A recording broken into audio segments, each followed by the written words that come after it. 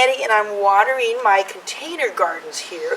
I'm in my winter garden, which is in California, and these containers were planted way back in October.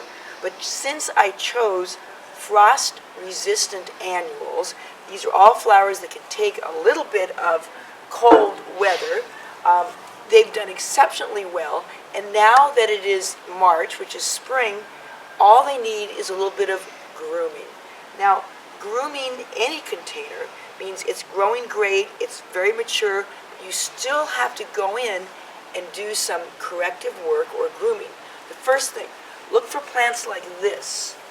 Now this is a phlox, and this phlox was full of white flowers. And we talked about it earlier when I first planted these, why we added white to all these very bright and vivid colors. But now I'm going to go in here and cut the entire thing off. Why? Because these are seed pods. They are not going to make any more flowers, and it's just a mature plant that we don't need in this container anymore. So done with that. The next thing is looking for faded blooms of the geranium. The geraniums can take a little bit of frost. And over here, the kalanchoe.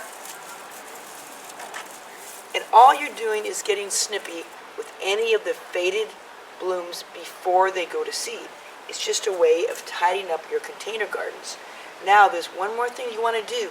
Look carefully at the entire composition for the hiding weeds. It seems like I always find weeds when you get to this mature state in a container garden. And sure enough, if you look closely right here, here is, reach down deep, look at this, an 8-inch tall weed that was hiding in amongst the flowers. And the reason you need to remove the weeds is because even though it's hidden, it is still stealing water and nutrients from all these beautiful flowers. So I'm going to make sure that the soil is damp, making sure that drip systems work, maybe give it another shot of fertilizer. If the blooms are stopping, this particular container garden, the blooms are not stopping. So I'm very happy with it, and I've done my grooming, and this container is ready to continue being beautiful for another month or so. This has been Marianne Binetti with Easy Answers for Great Gardens.